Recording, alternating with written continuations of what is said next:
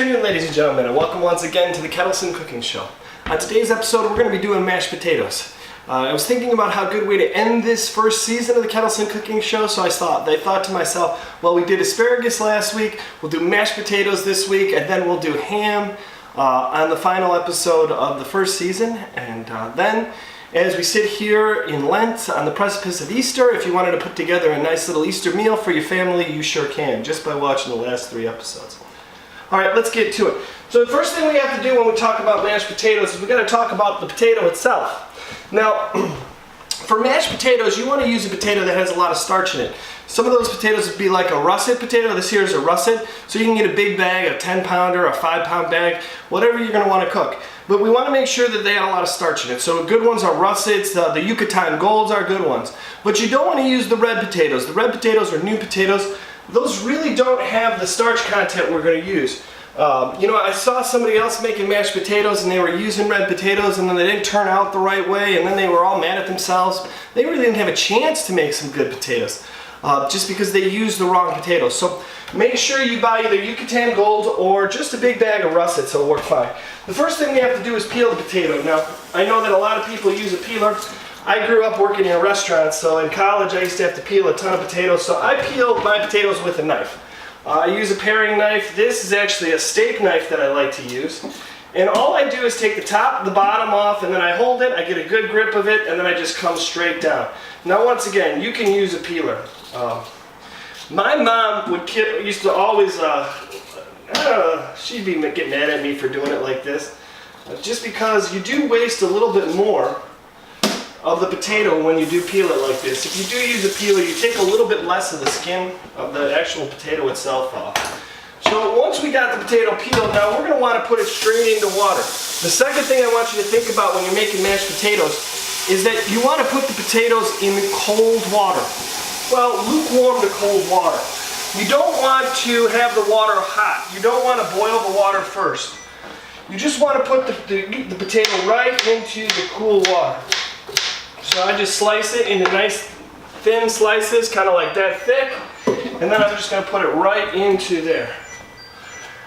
I was lucky enough this week to go to a seminar for my work, and we got to see 2 speakers. It was great. The first speaker we saw was Magic Johnson, and if you haven't seen Magic Johnson speak or get a chance to hear him speak, go do it. I mean, he is a fascinating human being, a fascinating speaker, and I think more than anything, his spirit is so strong. I mean, you just see this glowing spirit, and I just loved it. But the second speaker was a lady by the name of Mel Robbins. And I have to admit, although I love basketball, I grew up playing basketball, I still play a lot of basketball.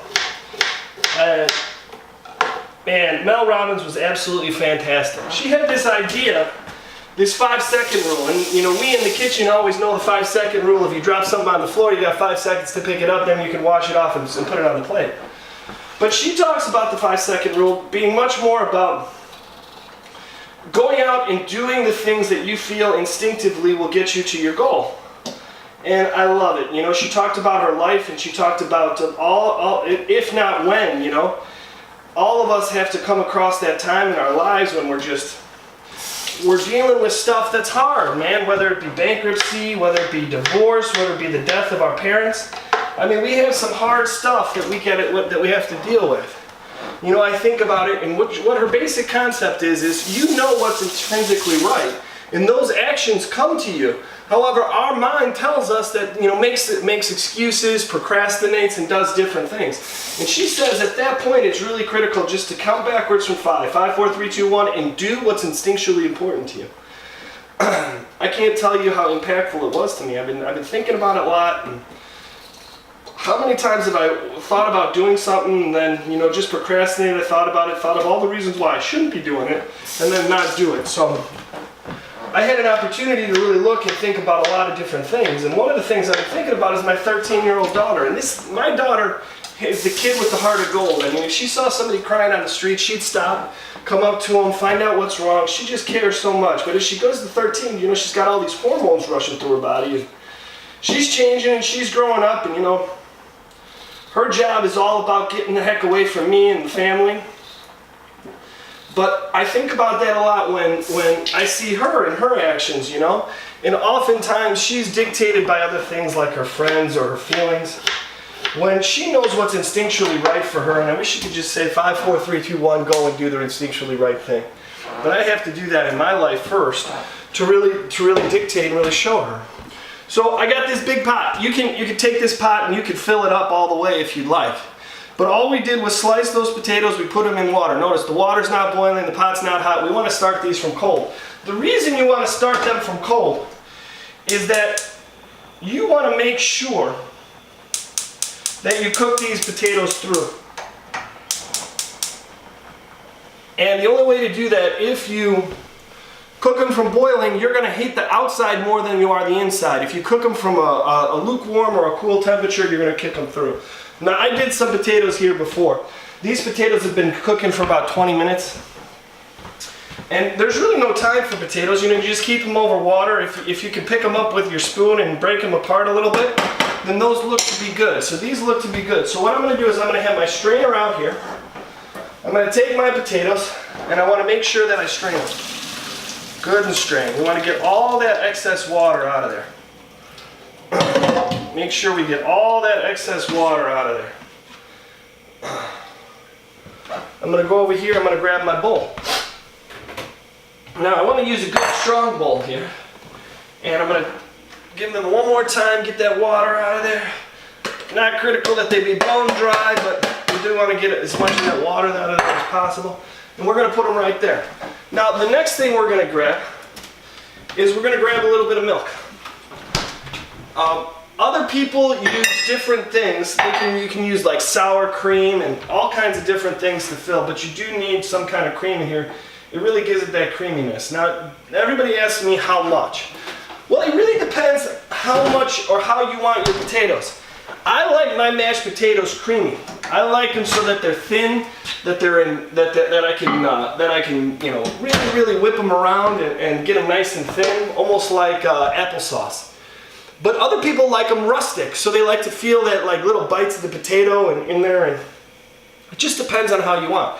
But really what dictates it is how much milk you put in. Now notice, I'm not taking this milk cold and dumping it in here. It's not the worst thing in the world to do. However, what I think is important is if you got a hot thing, you want to make sure you're putting hot liquid in. As you saw, I also had the butter. So what I do is, for every bag of potato, I put a stick of butter in there. So this right here is going to be about a half a bag of potato. So I'm going to take about a half butter. Now remember, there's nothing more you can do to food to make it taste good than add sugar and fat. So with this milk and with this butter, we're adding sugar and fat to these potatoes, and we're going to make them taste wonderful. So now I got my butter in there. I'm going to add my milk. Just heated it for 20 seconds in the microwave, just to make sure that it's nice and hot. I'm going to put it in there. And then I'm going to take my masher out. Now I do my potatoes twice. So the first thing I do is with my masher, and then I'm going to take my whisk and do them with my whisk. The one thing I did forget to put in here, I don't put pepper in my potatoes. Some people do, especially if they have white pepper, because it'll blend in. If you wanted to put sour cream, of course, you put the sour cream in here. I'm not going to do the sour cream because my friend Jason in Houston hates sour cream in his mashed potatoes. So I'm going to make sure that we don't do that. But now all I want to do is I just want to mash them up. I'm just going to take that masher and I'm just going to mash them up. Now you can see I like a little bit extra milk in there because once again I like mine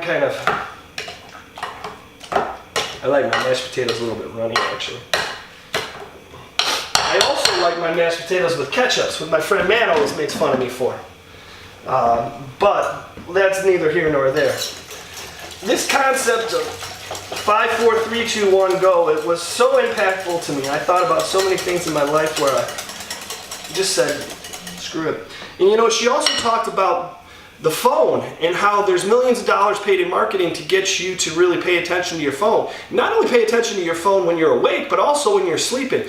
So one of the things that Mel Robbins said was, take the phone out of your bedroom. Now I'm terrible at this. I mean, I wake up at 2 in the morning, I hear my emails and I check my emails. On the way to the bathroom, to go to the bathroom in the middle of the night, I'll check my emails and I'll make sure that there's emails going off. But it's terrible, and you know what, you think about that, and you think about that time is really meant for sleeping. And if we're really going to be in a situation where we love each other, well, I think first and foremost, we got to be able to say, hey, listen, all these negative thoughts that come into my head that stop me from loving people, stop me from being the kind of person I want to be, we just got to say 5, 4, 3, 2, 1 and go. And the second thing I think we really need to do is we need to be rested. I mean, we need that time to ourselves. So I really loved what she had to say. The last thing that she spoke of that really came to me was she suggested that, well, any time in the morning, it doesn't have to be first thing in the morning, but any time in the morning, you should take a half hour to yourself and write down 2 things you want to get progress on. She said you don't have to complete them, but you want progress on them.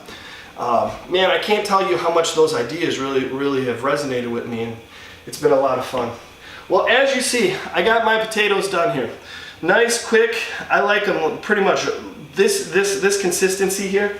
So I can take them, you know, they do the old pudding trick where they kind of stick to your spoon. That's kind of the consistency that I like in my mashed potatoes. If you, of course, if you don't like them that thin, you can just leave some of the milk out and keep them nice and thick. But mashed potatoes are a quick, easy way for you guys to give your family a wonderful side dish, and they are the perfect accompaniment along with ham and asparagus to a wonderful Easter meal. Thank you guys so much for watching the Kettleson Cooking Show, and I look forward to seeing you on our next episode. Go out there and love somebody. Bye now.